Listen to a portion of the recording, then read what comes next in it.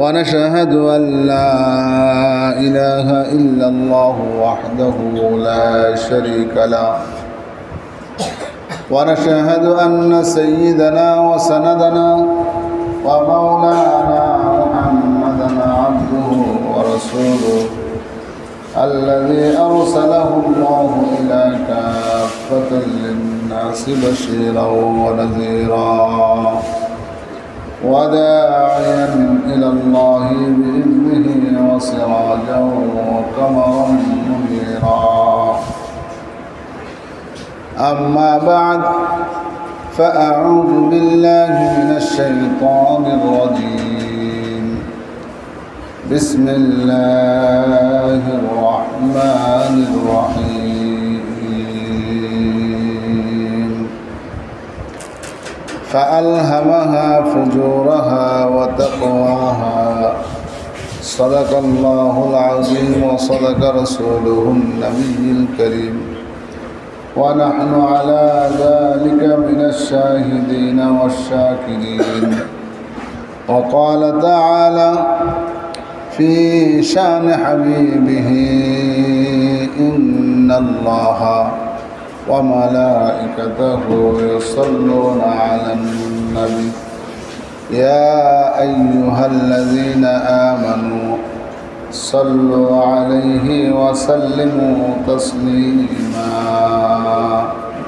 সকলে অন্তর থেকে দুরূদ শরীফ পড়ি আল্লাহুম্মা সাল্লি আলা মুহাম্মাদ ওয়া আলা আলি মুহাম্মাদ কামা সাল্লাইতা আলা ইব্রাহিম ওয়া আলা আলি ইব্রাহিম ইন্নাকা হামিদুম মাজিদ اللهم بارك على محمد وعلى آل محمد كما باركت على إبراهيم وعلى آل إبراهيم إنك حميد مجيد اللهم صل على سيدنا ونبينا وشفيعنا وحبيبنا ومولانا محمدا عبده ورسوله صلى الله عليه وسلم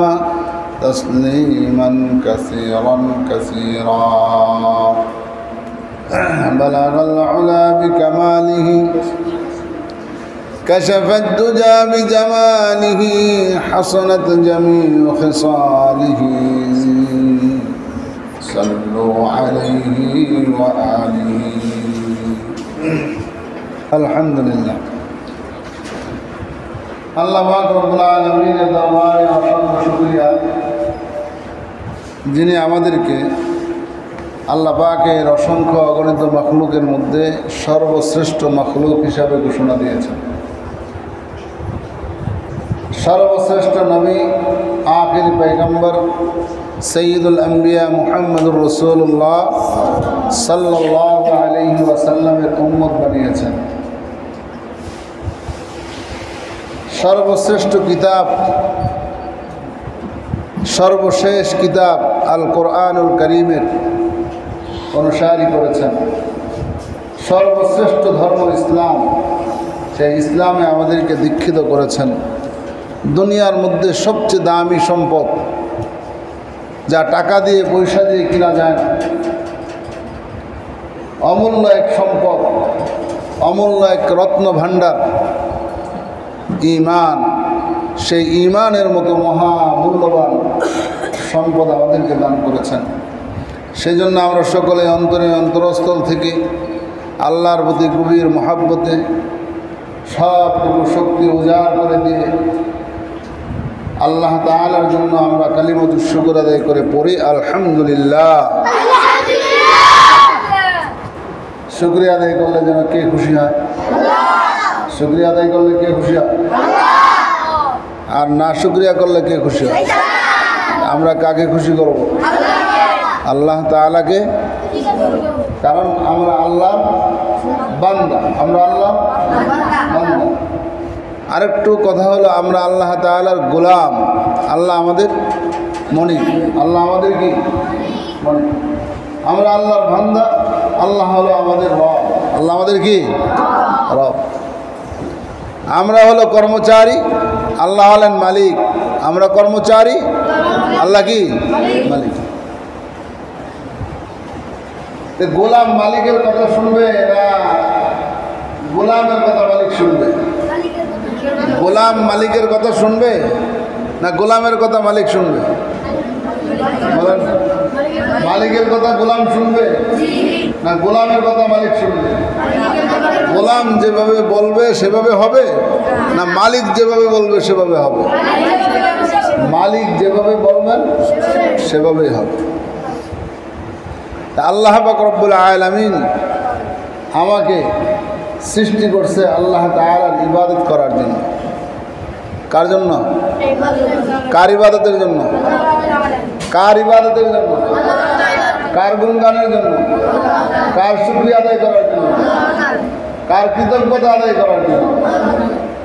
আল্লাহ পাক রব্বুল আলামিনের কৃতজ্ঞতা, শুকরিয়া, তার বরত্ব, তার গোলামি, দাসত্ব সব আমরা করব। আল্লাহ পাক রব্বুল আলামিন মালিক, তিনি বসে থাকবেন। আর আমাদেরকে আল্লাহ তাআলা করছেন এত কিছু আয়োজন আল্লাহ তাআলা আমাদেরকে দিয়েছেন শুধু কেবলমাত্র আল্লাহর গোলামি করার। বান্দা শুধু খালি আমার কুদরতি কদমে তার কপালটা নোয়াবে, এই জন্য আমি বান্দার জন্য দুনিয়ার সব আয়োজন আমি করে রাখছি। দুনিয়াতে যা আয়োজন আছে, দুনিয়ার যা আয়োজন আছে সব কার জন্য? বান্দার জন্য। সব কার জন্য? বান্দার জন্য। এই যে এত সুন্দর সুন্দর সুস্বাদু রকমের ফল, এগুলো কে কে খাবে? আল্লাহ খায়? আল্লাহ খায়? আল্লাহ খায়? জঙ্গলের কোনো পশু খায়? জঙ্গলার কোনো পশুতে খায়? কে খায়? মানুষ খায়। কত রকমের ফল, জানা অজানা। আমরা যেগুলো চিনি তো চিনি, চিনার বাহিরে অনেক ফল আছে যেগুলো আমরা এখনো দেখিই নাই, শুনিই নাই। যা এখনো আমরা দেখি নাই, শুনি নাই। সেই অস্ট্রেলিয়াতে আপেল হয়, সেই আপেল বাংলাদেশ আইন না আমাদেরকে খাওয়ায়। কে খাওয়ায়? বলেন না কেন? রিজিক যে অস্ট্রেলিয়ার গাছে আপেল আমাদের পেটে যাবে এটা আমরা জানি? এটা আমরা জানি? সুইজারল্যান্ডে, নেদারল্যান্ডে সেখানে বাগানে আঙ্গুর হয়েছে, সেই আঙ্গুর আমাদেরকে খাওয়ায়। কে খাওয়ায়? কে খাওয়ায়? কথা বলেন, কে খাওয়ায়? আমরা কি জানতাম যে আমাদের আঙ্গুর সেই সুইজারল্যান্ডের বাগানে হয়ে রয়েছে? হ্যাঁ, অস্ট্রেলিয়ার বাগানে আঙ্গুর হয়ে আছে। আমরা জানি কোন বাগানের আঙ্গুর খাইতেছি, আমরা কার বাগানের আঙ্গুর খাইতেছি আমরা কেউ জানি না। খাচ্ছি। ঘরের সামনে গাছ লাগাইছেন, কলা গাছ, গাছের মধ্যে কলাও হয়েছে, খাবে মনের মধ্যে কত আশা আকাঙ্ক্ষা যে এই কলাগুলি হয়েছে, খালি দেখতেছেন ছোটোবেলা থেকে আপনি খাবেন, বড় হইতেছে খাবেন, পাকলে খাবো, এই আশা আকাঙ্ক্ষা অন্তরের মধ্যে। কিন্তু যখন পাকছে, খাওয়ার সময় হয়েছে, তখন আরেক জায়গায় চলে গেছে। পাকছে খাওয়ার সময় হয়েছে, তখন আমার রিজিকে আসে না, এটা অন্যত্র চলে গেছে, ছুঁড়ে নিয়ে গেছে, আমরা কেউ নিয়ে গেছে, অথবা আমি নিজে মরে গেছি। তাহলে খাওয়ার রিজিকে নাই আমার, খাওয়ার কোনো শক্তি, খাওয়ার কোনো শক্তি। ছোটবেলার একটা ঘটনা বলি। আমাদের বাড়িতে একটা মাদ্রাসা আছে, জামিয়া আশরাফিয়া, কাশীপুর জামিউল উলুম আশরাফিয়া মাদ্রাসা, কাশীপুর জামিউল উলুম আশরাফিয়া মাদ্রাসা। না, আমার মামার নাম হলো মৌলানা আশরাফ আলী সাহেব, তার নামে রাখে নাই, তার পিরানে পীর সাহেব আশরাফ আলী থানভী রাহিমাহুল্লাহ, তার নামে রাখছে কাশীপুর জামিউল উলুম আশরাফিয়া মাদ্রাসা। এই মাদ্রাসায় আমাদের শিক্ষা জীবনের হাতে করি, শিক্ষা জীবনের কি হাতে করি, এটা দিয়ে আমরা আলিফ বা শিখছি। আমার খালু আছে, আমার খালু ছিল নোরানি ওস্তাদ, এ আমার খালু হলো পড়াইতো। ছোটোবেলায় আমরা এখানে আলিফ বা শিখছি, সরু সরাই শিখছি, এবিসিডি শিখছি। এটাতে এই প্রতিষ্ঠানে আমাদের শিক্ষা জীবনের হাতে করি। তাও তখন আমরা এই পাঞ্জাবি পড়ি না, পায়জামা পড়ি না, ল্যাংটা অবস্থায়, হাফ প্যান্ট পরতাম। কি পরতাম? হাফ প্যান্ট পরতাম। আরো ছোট হয়েছে, আশিক করছে, মা আমি করছে, আরো ছোট। আমি যখন বাইরে থেকে সকালবেলা বাইরে খেলাধুলা করতাম, আমার মামা মেসু মামা এখন আমার মা এনে হাতে ধরে চেন গোলা করে, একজনের পায়ে ধরতে দুই পায়ে, আর একজনের দুই হাতে ধরতো, চেন গোলা করে নিয়ে আমার ধরতে হবে। কখনো কখনো কাজে নিয়ে আমার ধরতে আসতো, হাফ প্যান্ট দেয়া মা দৌড়ে এসে হাফ প্যান্ট গেঞ্জি শার্ট দিয়ে ধরে দিত, নিয়ে যাও কাপড় চোপড় সারা নিয়ে গেছে। এই শিক্ষা জীবনের হাতে করি হইল ওই মাদ্রাসা। শিক্ষা জীবনের হাতে করি কি ওই মাদ্রাসা। তাহলে দিন শিখানো এগুলো আমাদের কোনো শক্তি সমর্থ নাই। আল্লাহ যদি কবুল না করেন, আল্লাহ যদি কবুল না করেন, আল্লাহ কবুল করলো না। জোহরের নামাজ পড়ছি, আসরের নামাজে আসার ক্ষমতা আছে আমার? বলেন, আসার ক্ষমতা আছে? জোহরের নামাজ পড়ছি, আসরের নামাজে মসজিদে আসার ক্ষমতা আমার নাই, যদি আল্লাহ না নিয়ে আসে। তাইলে বোঝা গেল জোহরের নামাজ আমি পড়ছি আল্লাহর ইচ্ছায়, আবার আসরের নামাজটাও আমি আদায় করার জন্য আসছি কার ইচ্ছায়? আল্লাহর ইচ্ছায়। আসরের নামাজ পড়ে আবার বাড়িতে চলে গেছি, ব্যবসা প্রতিষ্ঠানে চলে গেছি, দোকানে চলে গেছি, আবার মাগরিবের নামাজের সময় মসজিদে আমাকে নিয়ে আসছেন কে? কে নিয়ে আসছেন? আল্লাহ। আবার মাগরিবের নামাজ পড়ে আমাদের নিজেদের কাজে আমরা ব্যস্ত, এশারের নামাজের আজান হয়ে গেছে। এত ব্যস্ত সময়, এত ব্যস্ততার মধ্যে আল্লাহ পাক রব্বুল আলামিন এশারের নামাজের সময় আবার মসজিদে নিয়ে আসছে। কোনো ব্যক্তি তো সারা রাত নাক ডেকে ঘুমাইছে, ফজরের নামাজের সময় আজান হয়েছে, এখানে আজানের আওয়াজ গেছে, হ্যাঁ বিবি সাহেব ডাকতেছে, ওঠো না, আজান হয়ে গেছে, নামাজ পড়তে যাবো না, নামাজ পড়তে যায় না। তার মানে আল্লাহ তাকে মসজিদের জন্য কবুল করে নাই, মসজিদের জন্য তাকে কবুল করে নাই। আল্লাহ রাব্বুল আলামিন বলে, বান্দারে ফজরের নামাজের সময় তোমাকে আমি ডাকলাম, বান্দা কোথায়, আসো আসো আসো, তুমি আমার ডাকে সাড়া দাও নাই, এই জন্য আমি তোমার প্রতি অসন্তুষ্ট হইয়া তোমার রিজিক বন্ধ করে দেই নাই। তুমি আমার ডাকে সাড়া দাও নাই, তোমাকে ফজরের নামাজের আগে ডেকেছি, আল্লাহু আকবার আল্লাহু আকবার, হাইয়া আলাস সালাহ হাইয়া আলাস সালাহ হাইয়া আলাল ফালাহ হাইয়া আলাল ফালাহ, আসসালাতু খায়রুম মিনান নাওম। তোমাকে আমি ডাকলাম, সুরে সুরে মসজিদের মিনারায় আজানের মাধ্যমে ডেকেছি, বান্দা আমার দিকে আয়, কল্যাণের দিকে আয়, নামাজের দিকে আয়, বান্দা কথা শোনো নাই। এই জন্য তোমার উপরে অসন্তুষ্ট হইয়া দুপুর বেলা তোমার খাবার আমি বন্ধ করি নাই। দিন চলে যাচ্ছে, জোহরের নামাজের সময় হয়ে গেছে, সূর্য মাথার উপরে, মসজিদে আজান হচ্ছে, আল্লাহু আকবার আল্লাহু আকবার, মুয়াজ্জিন বলে দিছে আল্লাহু আকবার আল্লাহু আকবার, আল্লাহ সবচেয়ে বড়, আল্লাহ সবচেয়ে বড়, দুনিয়ার সব কাজ বন্ধ করে তুমি আল্লাহর ঘর মসজিদে চলে আসো।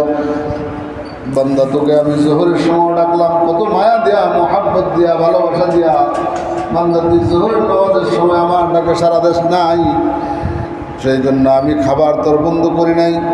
আসরের সময় ডাকলাম, আসরের সময় তুই আমার ডাকে সারা দেশ নাই, এই জন্য তোর রিজিক আমি বন্ধ করি নাই।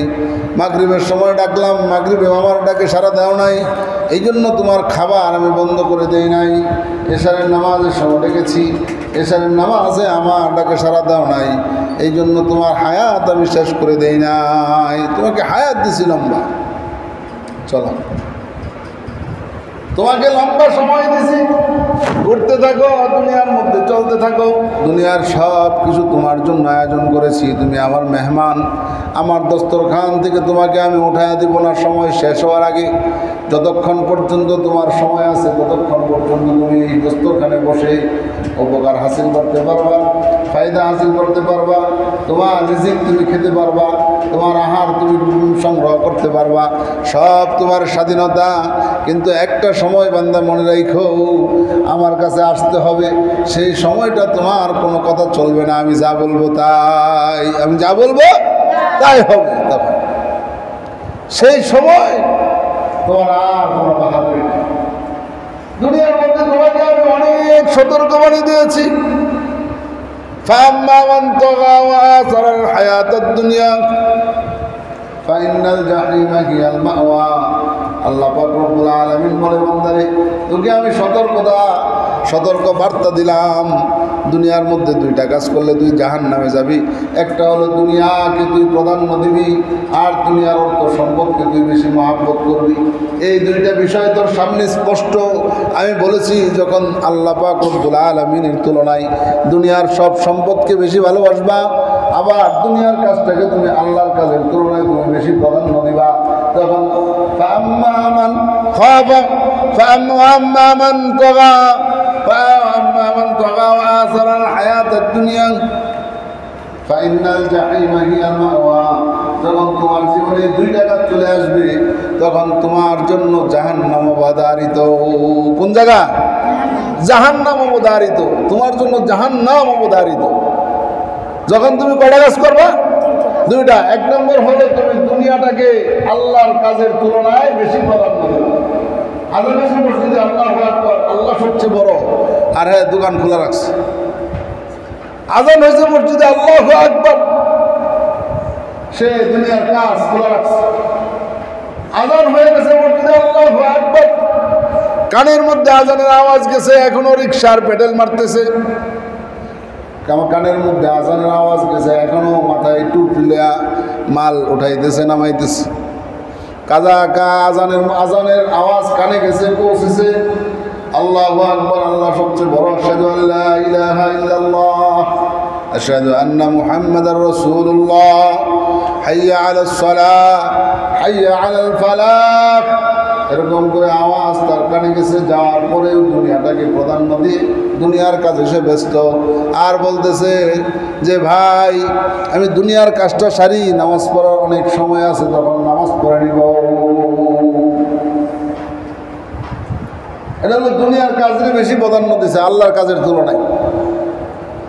আর দুনিয়ার যে মাল দৌলত আছে, দুনিয়ার মাল দৌলতের ভালোবাসা তার অন্তরের মধ্যে বেশি, ফরজনদের ভালোবাসা বেশি, সন্তানের ভালোবাসা বেশি, সন্তানের প্রতি এত মহাব্বত, এত ভালোবাসা।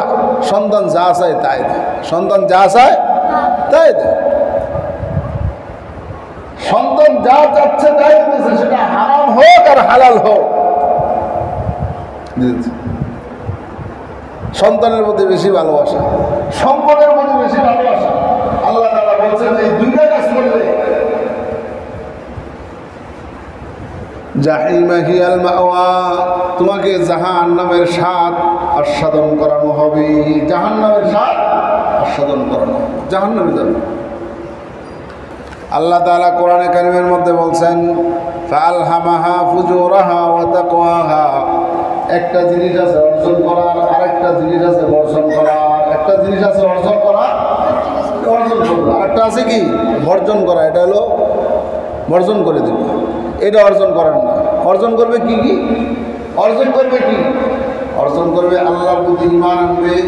ঈমান আনার পরে আল্লাহ পাক রব্বুল আলামিন বান্দার উপরে যে কাজগুলি, দায়িত্বগুলো বান্দার উপরে আল্লাহ তাআলা চাপিয়েছেন, যেমন নামাজ পড়তে হবে, রোজা রাখতে হবে, হজ করতে হবে, যাকাত দিতে হবে। মালের মালিক হইলে পরে যাকাত দিতে হবে, মালের মালিক হইলে পরে হজ করতে হবে। এই যে মানুষের সাথে ভালো আচরণ করতে হবে, মানবতা রক্ষা করতে হবে, মানুষকে সুন্দর উপদেশ দিতে হবে, মানুষকে ভালোর পথে আহ্বান করতে হবে, খারাপ পথ থেকে মানুষকে ফিরাইতে হবে। এই যে কাজগুলি, এগুলি তোমার দায়িত্ব, এগুলো তোমার করতে হবে। এগুলো যদি তুমি করো তাইলে এগুলি হলো তোমার অর্জনের। এগুলো তোমার কি? অর্জনের। বর্জনের কি? সুদ খাইতে পারবা না, ঘুষ খাইতে পারবা না, হারাম মাল ভক্ষণ করতে পারবা না, অন্যের সম্পদ লুণ্ঠন করতে পারবা না, আরেকজনের মাথার মধ্যে বাড়ি মারতে পারবা না, আরেকজনের জমিন বেদখল করতে পারবা না, আমানত তোমার খেয়ানত করতে পারবা না, আমানতের খেয়ানত করতে পারবা না। এগুলো হলো বর্জনীয়। এগুলো কি? বর্জন। এগুলো খারাপ, এগুলো খারাপ। আল্লাহ তাআলা ভালোটাও আমাদের সামনে উপস্থাপন করছেন, খারাপটাও আমাদের সামনে কি করছেন? উপস্থাপন করছেন। ভালোটা আল্লাহ দেখা দিচ্ছে, এটা ভালো, এটা ভালো, এটা ভালো। আর খারাপটাও দেখা দিচ্ছে, এটা খারাপ, এটা খারাপ, এটা খারাপ। এটা করলে তোমার জন্য পরিণাম হবে জাহান্নাম, আর এটা করলে তোমার জন্য পরিণাম হবে কি? জান্নাত। এরপরে আল্লাহ কত মায়া, আল্লাহর কত ভালোবাসা বান্দার, আল্লাহর কত ভালোবাসা। দেখেন হাসরের দিন বিচার কার্য শুরু হবে, বিচার কার্য শুরু হয়ে যাবে। হাসরের দিন আল্লাহ তাআলা বিচার করবেন, রায় দিতে থাকবেন। কেউ জান্নাতে যাইতেছে বিরাট খুশি, আবার কেউ জাহান্নামে যাইতেছে চোখের পানি ফেলতেছে। এরকম করে আল্লাহ পাক রব্বুল আলামিন বান্দাকে মাফ করে দেওয়ার জন্য, তাকে বান্দাকে মাফ করে দেওয়ার জন্য, কোন বান্দা? যার ভিতরে ঈমান আছে, যার ভিতরে কি আছে? ঈমান আছে, কালমাওয়ালা দিল আছে, কালমাওয়ালা দিল আছে। একবার কালমা পড়ছে, একবার কালেমা পড়ছে, নামাজ পড়ে নাই, রোজা করে নাই, হজ করে নাই, যাকাত দেয় নাই, কিচ্ছু করে নাই, শুধু কালেমা পড়ছে। তার ভিতরে কালেমা পড়ছে, ঈমানের খাতায় শুধু খালি নামটা লেখাইছে। ঈমানের খাতায় কি করছে? শুধু নামটা লেখাইছে। আল্লাহ পাক রব্বুল আলামিন বিচার কাজ করতে থাকবেন। একজনকে রায় দিবেন তোমার জন্য জান্নাত, সে দৌড়াইতে দৌড়াইতে হাসতে হাসতে জান্নাতে চলে যাবে। আরেকজনকে রায় দিবেন কাফের, তাকে জাহান্নাম। হ্যাঁ, ফেরেশতারা তারা টাইন্না হেসরা নিয়ে আসে জাহান্নামের মধ্যে নিক্ষেপ করবে, জাহান্নামে চলে যাবে। তা আল্লাহ পাক রব্বুল আলামিন ঈমানওয়ালা মুমিন বান্দাদেরকে মাফ করে দেওয়ার জন্য নিজেই অভিনয় শুরু করবেন। নিজেই কি করবেন? অভিনয় শুরু করবেন। দেখেন আল্লাহ পাক রব্বুল আলামিন মাফ করে দেওয়ার জন্য কিভাবে অভিনয় করে। জাহান্নামের মধ্যে হুকুম দিছে, জাহান্নামের দিকে মানুষ চলে যাচ্ছে। ফেরেশতাদেরকে, জাহান্নামের ফেরেশতাদেরকে ডেকে বলে, এই ফেরেশতা শুনো, আল্লাহ কি ওই যে জাহান্নামের অর্ডার দিলাম, জাহান্নামের কাছে নিছো, এটা জাহান্নামের আগুনের যে গরম আর জাহান্নামের আগুনের যে পাওয়ার, জাহান্নামের আগুনের কি পাওয়ার, এটা যে গরম, এটা কাছে নাও। নেওয়ার পরে তারা জিজ্ঞাসা করো, কি ভাই জাহান্নামের আগুন গরম লাগে না ঠান্ডা লাগে? কি লাগে? গরম লাগে না ঠান্ডা লাগে? ফেরেশতারা জিজ্ঞাসা, ও ভাই জাহান্নামের আগুন বড় গরম, জাহান্নামের আগুন কি অনেক গরম। আল্লাহ পাক রব্বুল আলামিন কুদরতিভাবে জাহান্নামের কাছে একটা গাছ লাগাবেন, একটা গাছ কি লাগাবেন? একটা গাছ লাগাবেন। ওই গাছের একটু ছায়া হবে। তো ওই গাছটা দেখা ওই জাহান্নামে নিক্ষিপ্ত ওই ব্যক্তি ফেরেশতাকে বলবে, ভাই ওই যে গাছটা দেখা যায়, তুমি আল্লাহর কাছে একটু আমার পক্ষ থেকে সুপারিশ করো, আমি যেন ওই গাছটার তলে একটু জিরাইতে পারি, পরে দিও জাহান্নামে। আল্লাহ পাক রব্বুল আলামিনের কাছে ওই ফেরেশতা সুপারিশ করবেন ওই বান্দার পক্ষ থেকে। আল্লাহ পাক রব্বুল আলামিন বলবেন যে, বান্দা তুমি যে ওয়াদা করছো ওয়াদা ঠিক থাকবে তো? বান্দা বলবে, আল্লাহ আমার ওয়াদা ঠিক থাকবে, আমার ওই গাছটার তলে দাও। গাছের নিচে যাবে, যাওয়ার পরে ফেরেশতাকে আল্লাহ তাআলা বলবেন, জিজ্ঞাসা করো এবার তার কেমন লাগে। এবার ওই ফেরেশতা বান্দাকে জিজ্ঞেস করবে, বান্দা তোমার কেমন লাগে? তো ভাই এখান থেকে তো একটু গরম গরম লাগে, গরম হাওয়া কি আছে? গরম হাওয়ার ঝাপটা আসতেছে, গরম হাওয়া আসতেছে। যদিও জাহান্নামের ফুল গরমটা এখানে নাই, কিন্তু জাহান্নামের থেকে গরম হাওয়া বাতাস আসতেছে, এটাও গরম লাগে ভাই। তো ভাই ওই যে দূরে আরেকটা গাছ দেওয়া যায়, আল্লাহ পাক রব্বুল আলামিন কুদরতিভাবে জান্নাতের বাইরে এরকম আরেকটা গাছ লাগাবে, জান্নাতের বাইরে এরকম আরেকটা গাছ লাগাবে। তো ওই গাছটা দেখবে, দেখার পরে বান্দা বলবে, আল্লাহ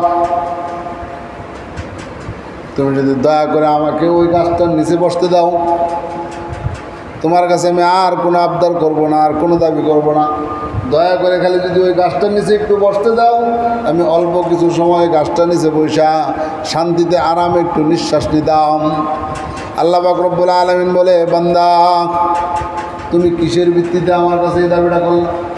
আল্লাহ আমি শুনছি তুমি নাকি অনেক দয়ালু, অনেক মেহেরবান, তুমি রহমান, তুমি রহিম, তুমি আর অফুরন্ত দয়া আছে, তোমার অফুরন্ত দয়ার প্রতি বিশ্বাস রেখে আমি দাবিটা করছি, তুমি একটু এই গাছটা তলে বসতে দাও। আল্লাহ পাক রব্বুল আলামিন বলে, বান্দা তোমার এত বিশ্বাস আমার দয়ার উপরে, যাও বিশ্বাস যেহেতু আছে তোমাকে এই গাছটার নিচে বসতে দিলাম। ফেরেশতা তাকে ওই গাছের নিচে যাইতে দিবেন। গাছের নিচে যাওয়ার পরে দেখবে এখানে তো খুব আরাম, এখানে কি খুব আরাম। এখানে আর গরম বাতাস আসে না, এখানে আর গরম বাতাস আসে না। এখানে শান্তি আর শান্তি, এখানে শান্তি আর শান্তি। এবার সে এখানে একটু আরাম পাইছে, আরাম পায়া বসছে। বসে আল্লাহ পাক রব্বুল আলামিন তার সামনে জান্নাতের দৃশ্যগুলি তুলে ধরছেন, জান্নাতের দৃশ্যগুলো তুলে ধরছে। তুলে ধরার পরে এখন এই লোকের ভিতরে লোভ বাড়ছে।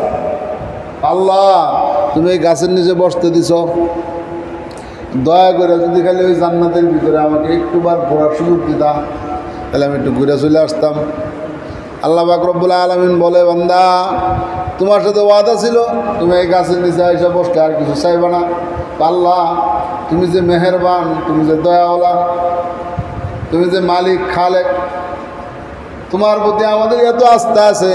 আল্লাহ তুমি তোমার নামের প্রতি সুবিচার করো। আল্লাহ আমার একটু ঘুরতে দাও। এবার আল্লাহ পাক রব্বুল আলামিন বলেন, ঠিক আছে বান্দা তুমি একটু ঘুরে আসো। যাবে একটু ঘুরতে, একটু ঘোরার পরেই তো তার চলে আসার কথা। এবার সে বের হয় না। আল্লাহ পাক রব্বুল আলামিনের কাছে বলে, আল্লাহ তুমি বড় দয়াবান, তুমি বড় মেহেরবান, তুমি আমাকে জাহান্নাম থেকে উঠাইয়া জাহান্নামের কাছে ওই গাছের নিচে বসাইছো, সেখান থেকে আইন না তুমি জান্নাতের পাশে গাছের নিচে বসাইছো। এই গাছের নিচ থেকে এবার জান্নাতের ভিতরে ঢুকায় একটু দেখার সুযোগ করছো। আল্লাহ গো তুমি আমাকে জান্নাতের মধ্যে একটু বসার সুযোগ করে দাও। কি গাও? বসার সুযোগ করো। আল্লাহ বান্দা কি চাও? তুমি চাওটা কি? আল্লাহ তুমি শুধু খালি একটু সামান্য আমার জায়গা দাও। আল্লাহ পাক রব্বুল আলামিন বলে, বান্দারে তোর যে বিশ্বাস আমার প্রতি, তোর যে আস্থা আমার প্রতি, সে আস্থার প্রতি শ্রদ্ধা দেখাইয়া আমি আল্লাহ পাক রব্বুল আলামিন তোকে 10 দুনিয়ার সমান জায়গা দিয়ে দিলাম। কয় দুনিয়ার সমান? 10 দুনিয়ার সমান জায়গা দিয়ে দিছে। যে শুধু খালি কালিমা বলে ইমান রাখছে, কালিমা বলে কি রাখছে? ইমান রাখছে। শুধু কালেমা পড়ে ঈমানওয়ালার যদি এই পুরস্কার হয়, আর যে ঈমান আনার পরে আমল করলো, সারা জীবন কষ্ট করলো, মেহনত করলো, ঈমানের উপরে চলার জন্য সে মনের কত চাহিদা কুরবানি করলো, তাহলে তার পুরস্কারটা কি হবে? তার পুরস্কার কেমন হবে? তার পুরস্কারের পরিমাণটা কি হবে? আল্লাহ পাক রব্বুল আলামিন জান্নাতটা কি এরকম ছোটোখাটো আমল বানাইছে? খালি অপরন্ত জায়গা জান্নাতের মধ্যে, জান্নাতের বর্ণনা আছে হাদিসের মধ্যে। একটা হাদিসের মধ্যে আছে যে জান্নাত বানানোর পরে, এটা কেমন জান্নাত? জান্নাত বানানোর পরে আল্লাহ পাক রব্বুল আলামিনের কাছে হযরত জিবরাইল আলাইহিস সালাতু ওয়াস সালাম বলেন, হযরত জিবরাইল আলাইহিস সালাতু ওয়াস সালাম আল্লাহ তাআলার কাছে আয়া কইতেছে, আল্লাহ জান্নাত বানাইলা, জাহান্নাম বানাইলা, এগুলো আমাদের তত্ত্বাবধানেই হইল। আল্লাহ তুমি একটু জান্নাতের ভিতরে ঘুরনের সুযোগ দাও আমারে। আল্লাহ পাক রব্বুল আলামিন বলে যে না, এই জান্নাতের ভিতরে ঘোরার অনুমতি তোমার জন্য নাই। এবার জিবরাইল আলাইহিস সালাতু ওয়াস সালাম একটা পলিটিক্স করছে। কি করছে? একটা পলিটিক্স। আল্লাহ তুমি খালি যদি জান্নাতের মধ্যে আমার একটু ঘুরনের সুযোগ দাও, তাইলে আমি একটা কাজ করবো, তোমার লাগে ওয়াদা করতেছি। তো কী করবো? আমি আখিরি পয়গম্বর মুহাম্মদুর রাসূলুল্লাহ সাল্লাল্লাহু আলাইহি ওয়াসাল্লামের উম্মতদেরকে জান্নাতের বিবরণ দেব। জান্নাত কীরকম সুন্দর, জান্নাত কী জিনিস, এই সুন্দর জিনিসের বিবরণ আমি উম্মতে মুহাম্মদের কাছে পৌঁছায় দেব।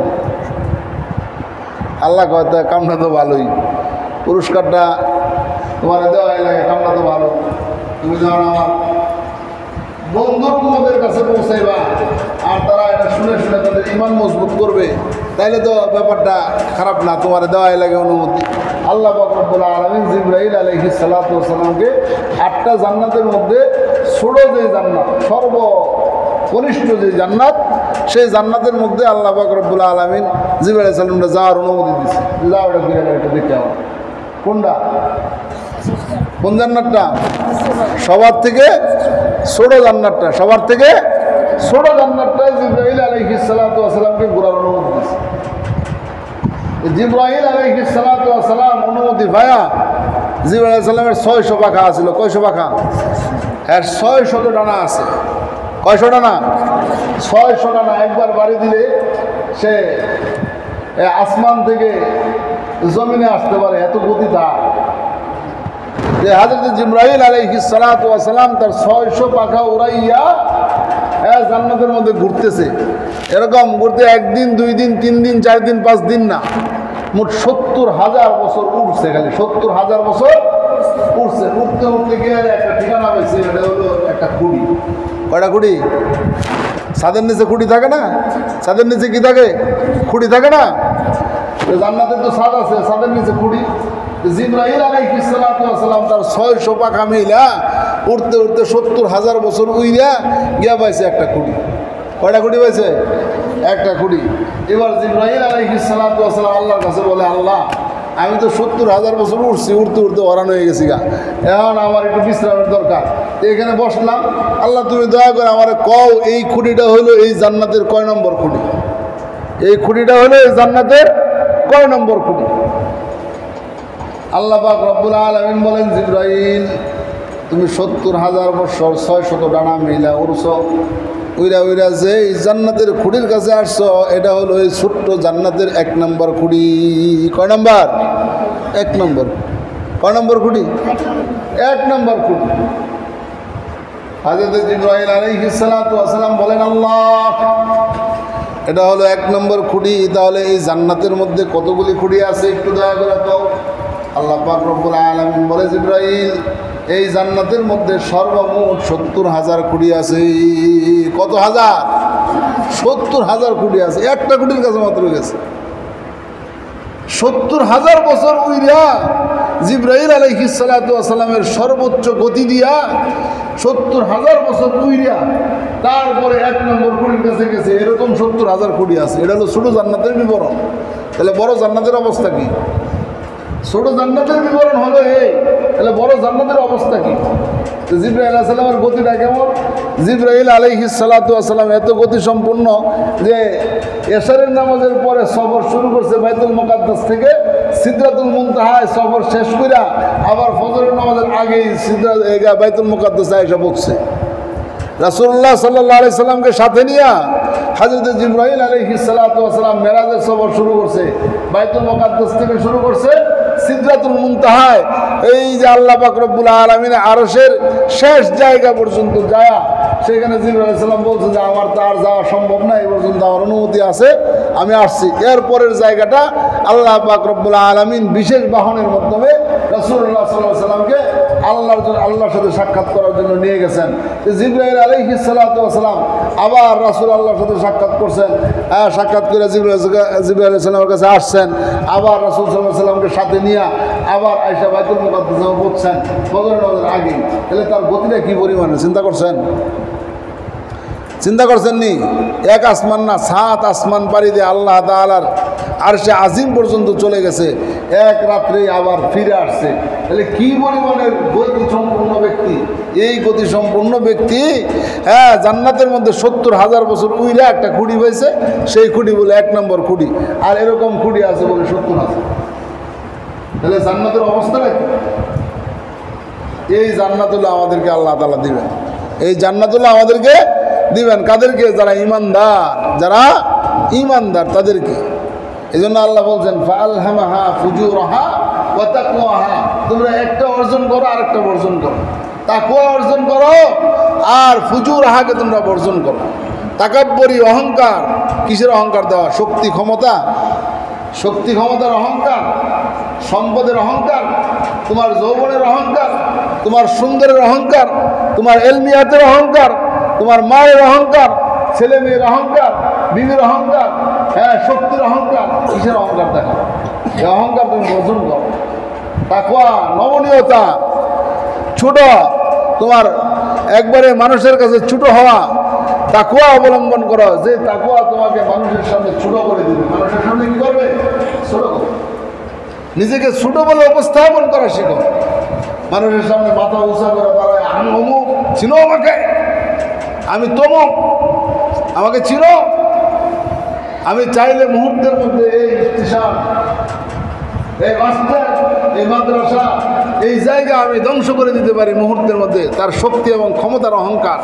আল্লাহ পাক রব্বুল আলামিন বলে যে, বান্দা অহংকার দেখায় না, এই সব কিছু জায়গায় সমূলে আমি অবস্থায় এই নিরাপত্তার সাথে আমি রাখতে পারবো, এটা আমার ক্ষমতা আছে, তুমি কিছু করতে পারবো না। আল্লাহ চাইলে বান্দা কিছুই করতে পারবে না।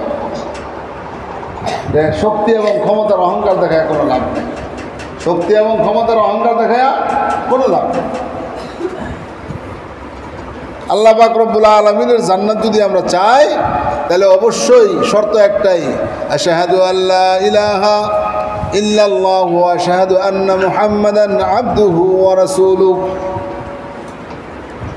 আমি সাক্ষ্য দিতেছি আল্লাহ ব্যতীত আর কোনো মাবুদ নাই ইবাদতের জন্য।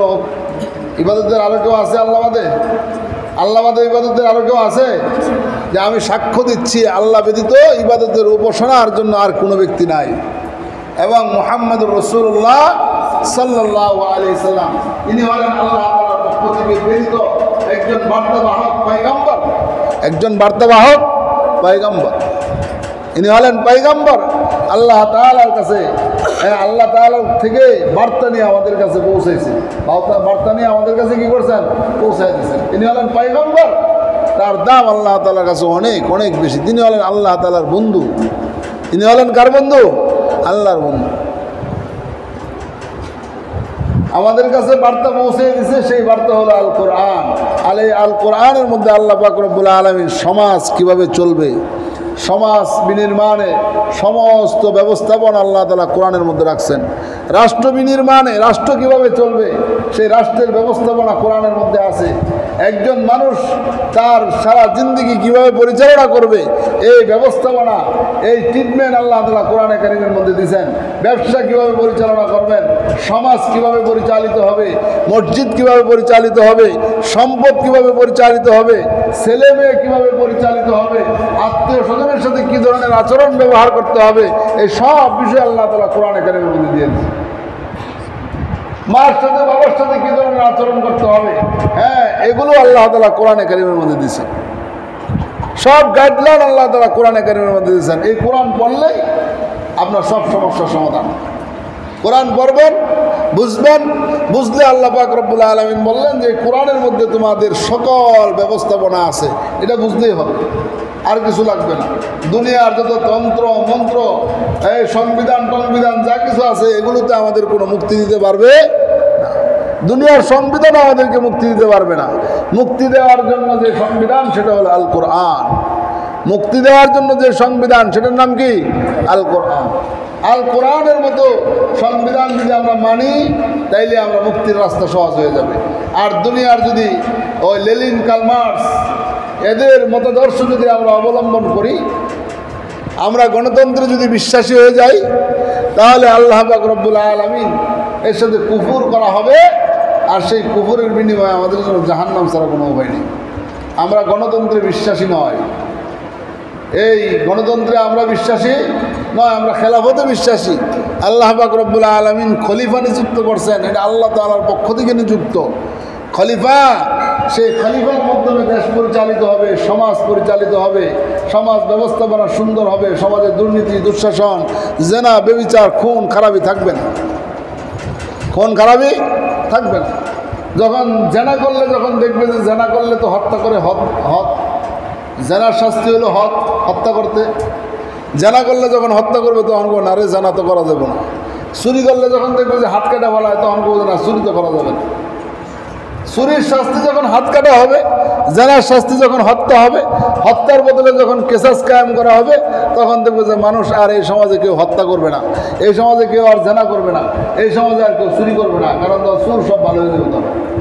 তবে একটা ব্যর্থতা আছে, কিন্তু এটা সরকার কোনোভাবে এই ব্যর্থতা থেকে সরে আসতে পারে না। এটা সরকারের ব্যর্থতা। কারণ চুর যে চুরি করছে, কেন করছে? সে ক্ষুধার যন্ত্রণায় করছে নাকি সে অভ্যাসগত কারণে করছে? যদি অভ্যাসগত কারণে করে থাকে তাহলে তার বিচারের শাস্তি হবে হাত কেটে ফেলো। আর যদি ক্ষুধার যন্ত্রণায় করে তাহলে এই চুরের শাস্তি হলো সরকারকে নিতে হবে, কারণ তার ক্ষুধা নিবারণ করার জন্য সরকারের দায়িত্ব। এটা সরকার তার ক্ষুধা নিবারণ করার সকল ব্যবস্থাপনা করে দিবে। সরকার করে নাই, এই জন্য সরকার দায়ী, সে চুরি করছে, এই জন্য সরকার দায়ী। আর যদি সে অভ্যাসগত কারণে করে যে চুরি করা তার নেশা এবং পেশা, তাহলে তার এই চুরের অপরাধে তার হাত কাটতে হবে।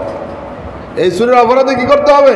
হাত কাটতে হবে। আমাদের দেশে বিবাহের আইনটা খুব কঠিন, কিন্তু জেনা করার আইনটা খুব সহজ। বিবাহের আইন বড় কঠিন আর জেনা করার আইন খুব সহজ। 200-500 টাকা যদি নারী পাওয়া যায় তাহলে কেন মানুষ বিবাহ করতে যাবে? আর বিবাহের যদি আইনটা মানুষ এই দেশের মানুষের জন্য, এই সমাজের জন্য সরকার সহজ করে দিত, সহজ পন্থায় সহজ নিয়মে করে দিত, তাহলে মানুষ জেনার রাস্তা বাদ দিয়ে বিয়ে করার রাস্তা অবলম্বন করতো, তাইলেই জেনা ব্যবচার কমে যেত। এটা ইসলামী হুকুমত কায়েম হলে আমাদের দেশে এই ব্যবস্থাপনা হবে, মানুষ জেনার থেকে নিজে থেকেই মন ঘুরায় নেবে, জেনা করা যাবে না। এটা অন্যায় তো। এক তো হলো গুনাহ, আর দ্বিতীয়ত হলো অর্থ ক্ষয় করা লাগে, দ্বিতীয়ত অর্থ ব্যয় করা লাগে। তো অর্থ ব্যয় করে আমি জেনা করবো কেন? জেনা বাদ দিয়ে আমি সহজ পদ্ধতি আমি বিবাহ করবো, এটাই তো ভালো আমার জন্য। ঠিক প্রত্যেকটা জায়গায় আল্লাহ পাক রব্বুল আলামিন কোরআনে আমাদেরকে সুন্দর করে আমাদেরকে সিলেবাস দিয়েছেন, গাইডলাইন দিয়েছেন, আমাদের ব্যবস্থাপনা দিয়েছেন। আমরা যদি কোরআনকে মানি এবং কোরআনকে জানার চেষ্টা করি, তাহলে আমাদের জীবনের প্রতিটা পদে পদে আমরা কোনো জায়গায় ঠেকবো না, কোনো জায়গায় আমাদের জন্য অমঙ্গল হবে না। সব জায়গায় দেখবেন যে আমাদের সব সুন্দর ব্যবস্থাপনা হয়ে গেছে। ঘর চলতেছে ভালো, ছেলেও কথা শুনবে, মেয়েও কথা শুনবে, সমাজ চলতেছে ভালো, মসজিদ মাদ্রাসা চলতেছে ভালো, হাট ঘাট বাজার রাষ্ট্র সব চলতেছে সুন্দর করে, কোনো জায়গায় কোনো অসুবিধা হবে না। আল্লাহ পাক রব্বুল আলামিন আমাদের সকলকেই কোরআনকে বোঝার তৌফিক দেন, আমরা কোরআনটা বোঝার চেষ্টা করি এবং কোরআনের যে বিধান সেই বিধানগুলো আমরা মেনে চলার চেষ্টা করি। আমাদের এই দেশ বাংলাদেশ সুন্দর সুফলা একটা সোনার দেশ, এই দেশটা আল্লাহ তাআলা রহমত দিয়ে ভরপুর করে দেখ এবং এই দেশের যত অন্যায় অবিচার জুলুম নির্যাতন দুঃশাসন চাঁদাবাজি রাহাজানি চুরি খুনি রাহাজানি যা কিছু আছে আল্লাহ পাক রব্বুল আলামিন যেন খুব দ্রুত সময়ের মধ্যে এগুলো বন্ধের ব্যবস্থা করে দেন। আমাদের সমাজটা যেন কোরআন শাসিত হয়, আমাদের সমাজটা যেন শরিয়া ভিত্তিক হয়, আমাদের সমাজটা যেন সুন্দরভাবে পরিচালিত হয়। আমরা সেই আশা আকাঙ্ক্ষা প্রত্যাশা করি। আল্লাহ তাআলা আমাদের সকলকেই কোরআনের উপরে কোরআনের আইন মেনে চলার তৌফিক দান করুন। আমিন। ওয়া আখির দাওয়ানা আলহামদুলিল্লাহি রাব্বিল আলামিন। তারা সুন্নত পড়েন নাই?